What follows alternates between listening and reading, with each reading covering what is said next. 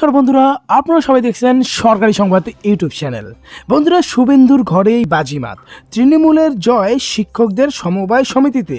নিয়োগ দুর্নীতিকে ঘিরে যখন বিরোধী শিবির ও সংবাদ মাধ্যমের একাংশ যখন বাংলার শাসক দলকে অবিরাম আক্রমণের নিশানা বানিয়ে চলছে, ঠিক তখনই জয়ের মুখ দেখল তৃণমূল কংগ্রেস।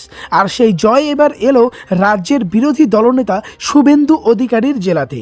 পূর্ব মেদিনীপুরের একটি সমবায় সমিতিতে জয়লাভ করল তৃণমূল কংগ্রেস। সেই সমিতি আবার শিক্ষক সংগঠনের সমবায় সমিতি। অর্থাৎ নিয়োগ দুর্নীতি ঘিরে রাজ্য জুড়ে যে বিরোধিতার মুখে পড়েছে শাসক দল, তার কোনো প্রভাবই পড়ল না দেশের সমবায় সমিতি নির্বাচনে। বরঞ্চ নির্বাচনে জয়ের পরে শুভেন্দু অধিকারীর জেলার মাটিতে উঠল সবুজ আবির। জানা গিয়েছে, রবিবার ভগবানপুর সার্কেলের প্রাইমারি টিচার্স ও অপারেটিভ ক্রেডিট সোসাইটি লিমিটেডের নির্বাচন অনুষ্ঠিত হয়। সেই নির্বাচনে তৃণমূল সমর্থিত শিক্ষক সংগঠন WPTPT এর সঙ্গে বিরোধী রাজনৈতিক দলের শিক্ষক সংগঠনের লড়াই হয়। সংগঠনের মোট ভোটার ছিলেন 189 জন, যার মধ্যে 187 জন ভোটদান করেন। সকাল 10টা থেকে ভোট গ্রহণ প্রক্রিয়া শুরু হয় ও দুপুর 2টা পর্যন্ত ভোট গ্রহণ প্রক্রিয়া চলে। বিকেলের মধ্যেই সামনে চলে আসে ফলাফল। দেখা যায় সমিতির 9টি আসনের মধ্যে সবকটিতেই জয় হয়েছে তৃণমূলের প্রার্থীদের।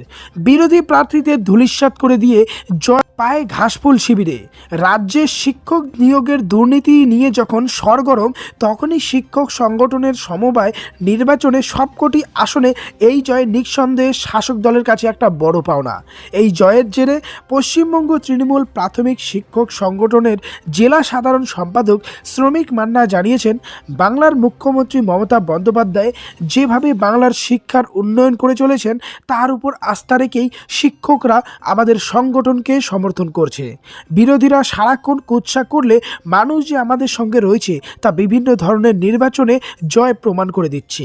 তৃণমূলের এই জয়ের জেরে বিরোধীদের কেউ মুখ না খুললেও তা অধিকারী পরিবারের কাছে যে একটা বড় ধাক্কা নিয়ে আসবে, সেটা নিয়ে কোনো সন্দেহ নেই। পূর্ব মেদিনীপুরের মাটিতে এখন তারাই তৃণমূলের বিরুদ্ধে প্রধান বিরোধী পক্ষ।